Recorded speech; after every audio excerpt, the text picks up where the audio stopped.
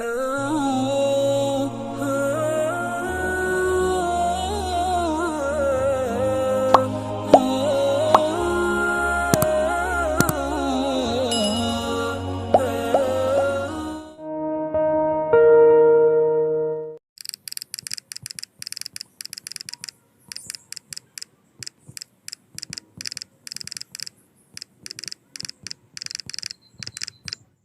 kalau keinginan aja, tapi ya alami tadi. Karena kalau nggak pilihannya anak-anak juga repot. Tapi insya Allah kalau kultur di kampung ya, di tradisi keluarga kami kan khas, sehingga dibentuk, disuruh ya arahnya ke sana. Karena ini cerita sedikit. Dulu bapak itu sangat sangat dekat ke teori keilmuan. Ada seorang yang terlalu stakeng, terlalu keras pada anaknya, sehingga di rumahnya itu tidak ada TV, nggak ada motor. Singkat cerita, pertama anaknya tahu TV ya dari tetangganya atau dari temannya, naik motor ya diajari temannya. Repotnya anak ini yang berjasa ini, mimman lam yusolli walam yasum, ya tidak sholat, tidak puasa. Singkat cerita, anaknya ini lebih terdikte ini daripada oleh orang tuanya. Pas sudah kejadian itu, si orang tuanya sowan ke saya, karena bapak sudah meninggal, cerita bahwa metode Kiai Nur Salim, metode jenengan saya akui Gus gini. Terus dia tanya ke saya, kenapa Gus metode itu? Saya kan ngiranya kalau ada TV, ada motor, anak jadi nakal karena nonton TV. Gini. Terus saya bilang, al-insan abdul ihsan, manusia itu budaknya kebaikan. Sehingga ketika anak anda ini utang jasanya sama orang nggak sholat, dia ingin niru yang nggak sholat. Sementara melihat anda sebagai orang yang tidak simpatik karena melarang terus. Semenjak itu dia ngakui manhajnya bapak saya, dan dulu bapak saya juga gitu. TV ku yo ono madharote gitu kalau bahasa Jawa, tapi nak radio TV terus delok ning tonggo selain ganggu yo engko pengaruh tadi.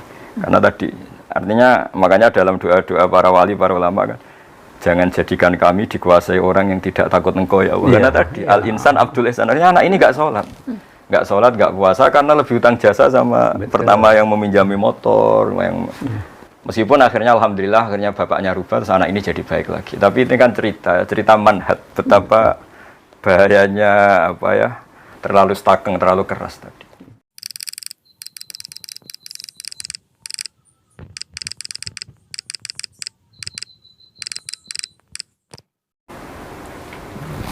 Saya jawab, ya karena kalau keyakinan saya, keyakinan semua orang, kalau sudah hafal lupa itu dosa. Pertama karena takut dosa. Tapi setelah ke kelas tertentu, makom tertentu memang asik, punya hafalan itu asik. Jadi kalau dulu mungkin karena takut tadi ya nisyanul ayat atau Quran itu lupa, itu dosa. Tapi lama-lama memang karena asik. Saya punya cerita dulu, ada seorang wali yang masih bernambah sama saya itu. Orang yang sudah mau meninggal 2 tahun atau 3 tahun sudah sepuh, tetap disuruh ngapalkan Quran. Biasanya 2 juz meninggal, 3 juz meninggal.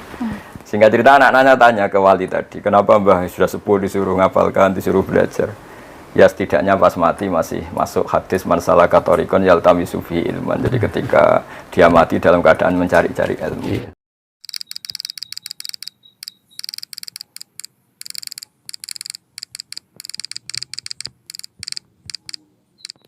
Kalau harapan terus kepada Allah ya bagus lah.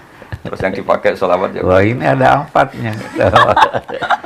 Bagaimana? Kalau yang nggak bagus itu kan memaksakan kehendak ya. Kalau harapan kan ya bagus. Di antaranya sarana qadul hawaid supaya hajat kita kesampaian kan memperbanyak sholawat. Apalagi calon itu yang kita idam-idamkan karena kesalehannya, karena kebaikannya kan nggak masalah.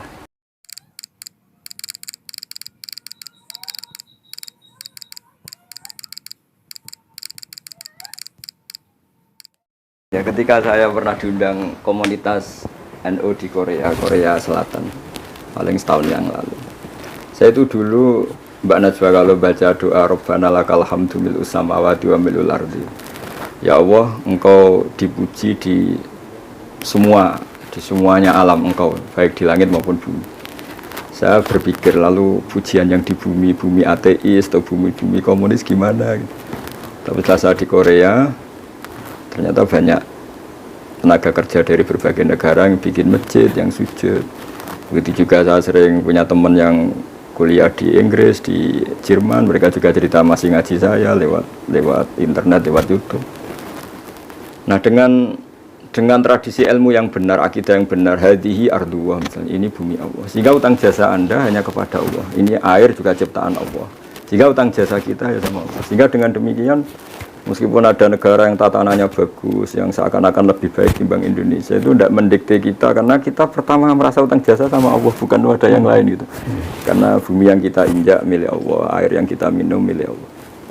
Nah, bahwa orang melupakan Allah karena tadi berpikirnya sudah sangat melenceng ya, dikira itu negara baik, tertib, kemudian jasanya manusia itu. Oke, kita ngakui, tapi nomor satu tetap jasanya Allah Ta'ala. Sehingga saya kadang baca Quran, Pak Quras, ini tahadus bin iman. Kadang nggak kuat tak teruskan ketika Allah ngendikan misalnya, nahnu khalaqnakum falaula tusaddiqun. Mbok ya, sang bikin langit bumi, bikin air itu yang menciptakan. Mbok ya, kamu ngakui itu saya gitu. Karena sudah banyak yang nggak ngakui, akhirnya hubungannya sama makhluk bukan sama Allah. Ya kira-kira itu.